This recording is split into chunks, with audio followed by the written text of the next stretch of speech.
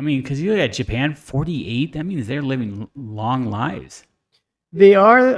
I keep reading about how Japan has a problem with getting people to just bring up their population because yearly it goes down.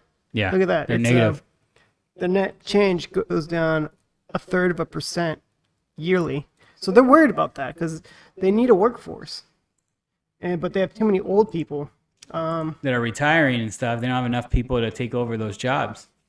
Yeah, I mean that's another fear for the United States too, because we have so many people. The boomers are going to be retiring soon. But if they aren't already. Yeah. But like we keep having more generations where they're having fewer and fewer kids because cost of living's so high. And what do you do to get like a functioning family? You typically want to get a house. People can't get that. That's where you get Housing is still such a major problem in the whole, not just the world, but here especially. Not just Arizona, the whole U.S. I mean, everything's going up. Pay's not going up. It's just, we can sit here forever and talk about the housing market and how it sucks. Rates 7%. They're saying it's going to go up. Let me just see where it's at right now because I have that in my favorites. It's gone down a tiny bit. That's still nothing, dude. You could at 6.92. That's basically 7%. Oh yeah. That's still up there, man. So, plus, it's gonna be stagnant. Well, but the values of homes went up. So when you try to buy a house that's like a decent house for $700,000, and you get a 7% interest rate, and you're only putting down the bare minimum, that's effing expensive, man. Well, what do you do? I mean, houses are not going to be built fast enough. Nor if I was a home builder, I wouldn't, because if I build too fast and have an increased supply and I have to drop the prices, they're making their money right now. Yeah. It's like, oh, there's a scarce amount. It's always going to be a scarce amount for years now. This is a good game for them to make money. I know a lot of people steady. moved here. Yeah, a lot of people moved here during the pandemic. I mean, people moved everywhere, right? It's still Florida's still booming. Big time. It's still booming. I just read today that they're going to have the highest rate, the highest number of people vacationing in Florida this year for over 20 years or something like that. That's crazy. Yes, and people are still not going to Disney. Which is crazy to me. Like Disney World's offering like $99 tickets. Is that right? Yeah. I just saw that today. I was like, oh my gosh, that'd be cool. Those listening, I'm just looking at the average of the entire United States. Homes sold between end of June to end of May. Year over year, it's gone down 17% from last year. But was there a bigger supply, or is it just a steady supply? Rates were lower. Rates were lower. This is true. Rates were lower, so people, said, yeah, maybe my interest rates goes up by a point. That's okay, but I'm gonna get a new house. Now you're like, let's see, I got 3% interest rate. Do I want 7 plus the house is so much more? Look at this. Okay, this is what I was looking for. Active listings, right? It's been steady since almost the beginning of the year. It's dropped down at the end of January, and then it's been steady since then. Do you think they want, if this line stays like this, and let's look at medium sale price, they keep going up. It's almost like last year's levels. That sucks. Yeah, it's going back up again. If you're in the game of building houses and making money, these are the two things you want to see. You want that steady line. But you know why you buy a brand new house? The incentives. You can get, instead of 7%, you can get 5%. Well, that's buying it directly through the home builder, right? Yeah, it has to be through the home builder. You use their mortgage company. They're able to apply that and get you. Well, they can't. It's their own money that they're lending, right? Well, they're giving you $15,000-$20,000 in incentives. You buy down the rate with that. Oh, okay. You buy down the rate. Okay. Yep, you're using those incentives to buy down the rate. Happens all the time, but you have to use the builder's lender.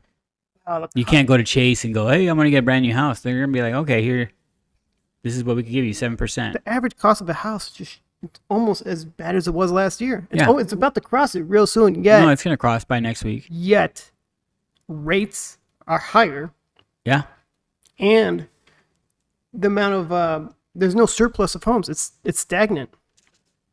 This probably salvates home builders. Like, we're making money. That's why there's a lot of home builders in Arizona building like crazy.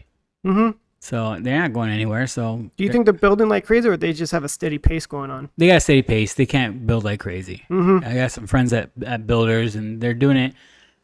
They're pretty much, you do it by lot, right? Like you say, hey, we're gonna have 50 homes over here.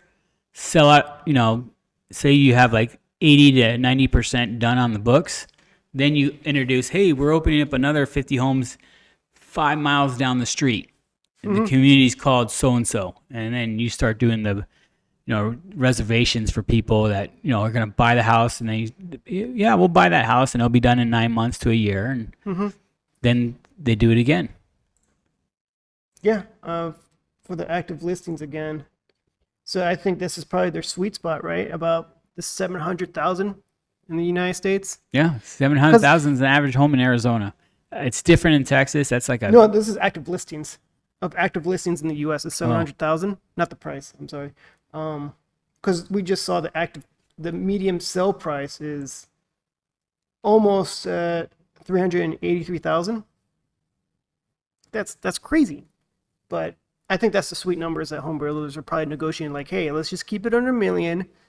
700, 800,000 seems like a good sweet spot, because remember in 2008 to 2012, the amount of homes available were way up there. Yeah. There was a huge supply of them, and that increase in supply brought prices to go down once everything started crashing. But now you can't. How are you going to crash the housing market now? You can. The only way you crash it is you put all these houses on the market. That's the only way. Like, what houses? Well, that's what I mean. The magically, How do you magically get more houses on the market? half those people say I'm gonna sell the house, but they're not, with the rates being this Yeah, high. with the rates being this high. You can crash it if you say tomorrow. If you say rates are 3%, boom, you would probably have a lot of people buying and a lot of people selling. Yeah, but we also heard Jerome Powell say that there's no plans to bring down rates this year or next year. In fact, there's going to be 2 more rate jumps this year. Yep. We knew that was gonna happen. And then next year, no plans to cut rates. So we're going to be in a very difficult housing market. 2024 is gonna suck too. So if you're trying to get a house, I mean, this year sucks. Next year is going to be worse. Rates are going to go up higher. well, yeah. So you have to buy a brand new home. But at the same time, with low rates, we had so much boom and bust economy, though. I mean, maybe It was great. I mean, because these rates were normal, like 20 plus years ago, and things were more stable. I was doing when I first got into mortgages. Geez Louise, 2004. Yeah, 20 years ago, 8% was normal. Yeah, everyone's like, cool. I mean, I remember doing like 7.5, 7.8, 7.5, 9% rates. People with bad credit, and people were buying it left and right and paying points.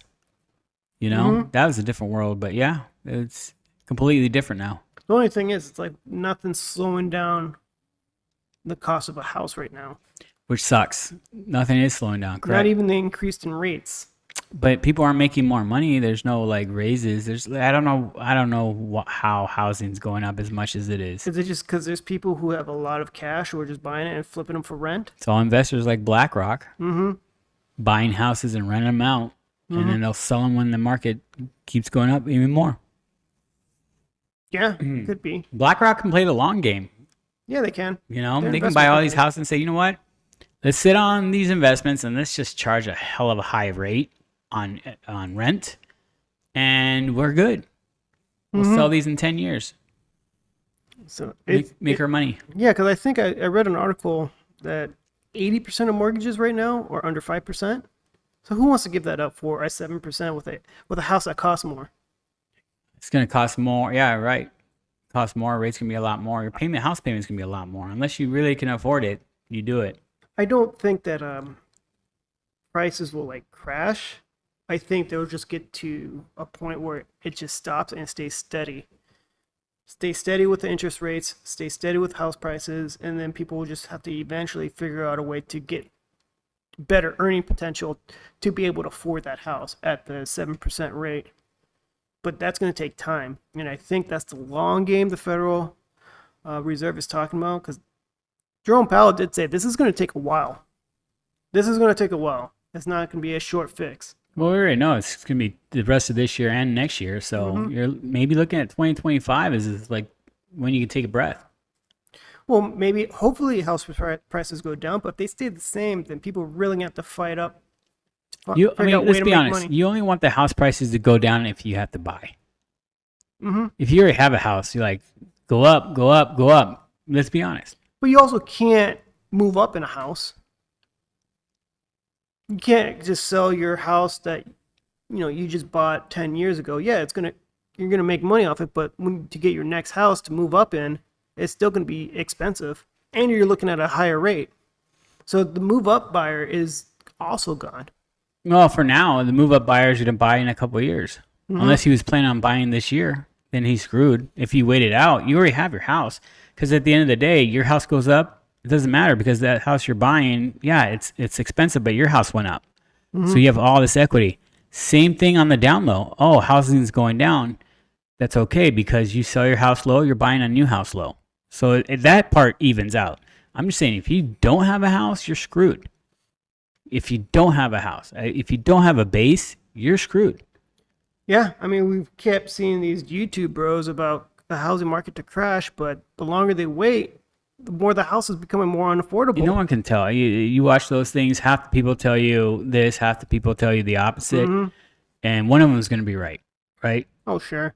I'm telling you right now, if you have a house, you're already winning. If you have a house in your name, you have a mortgage on it, you're already winning.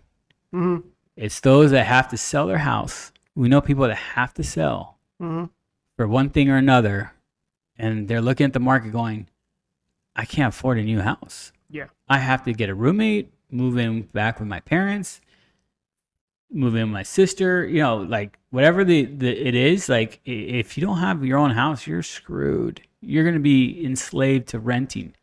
But then again, we talked about this the other day. Do you even ever own your house? Yeah, we talked about this. I think the only difference between renting and home ownership, I'm going to say that in air quotes, is that you have equity. You don't own the land. The government does. It's an illusion. Because what if you stop paying your property taxes? They take your house. They take your house. So do you really own the house? No. And if you live in an HOA neighborhood, if you stop paying your HOA dues, what do? They can foreclose on you. Yep. Which is crazy. It's crazy. I mean, they have to give you like all these warnings and stuff in advance. You could settle. I mean, if you get a good attorney, you could settle on it. But the ability that they can do that shows you don't have ownership of the house in the ground. If you have a bad HOA and for some reason or another, they don't like you, and they can give you fines for the stupidest reasons. And good luck fighting that. Yeah, I mean, they try to gentrify their communities, right? They try to push out certain minorities or certain groups of people. It happens. We all know it. Yeah. Especially if I've read this too about communities that they don't want some of these houses to be rented to Section 8 people. So they make a new rule that you can't rent your house out to Section 8 applicants anymore. And those people get kicked out of those communities. Wow. That's crazy. HOA can be crazy, but it's also the people who are in the position of authority in your HOA community. Like HOAs, I mean, they can't control that. Like, I know my HOA, they probably don't like Airbnbs here in our neighborhoods. They probably don't like, the renters, they're not as bad, but they probably don't want Airbnbs, people coming in, renting. There's an Airbnb right behind us. I can tell because it's always different people in the backyard. But another thing is that halfway homes, there's halfway homes where we know someone that's in a halfway home now. What's a halfway home again? So it's basically it's a house that has, they rent the rooms out. Oh, okay. And I actually have a friend that owns a couple houses like that, and the government pays them pretty good to rent those rooms out to people that were getting out of drug rehabs, people that are getting out of jail that need to, I don't want to discriminate, but a lot of HOAs don't want to see that because they're like, hey, these people had problems in the past. Mm-hmm. How do we know they're not going to bring their problems back Or into this community. into the community? They don't want their kids. I mean, a lot of HOA members, like board members, they have kids.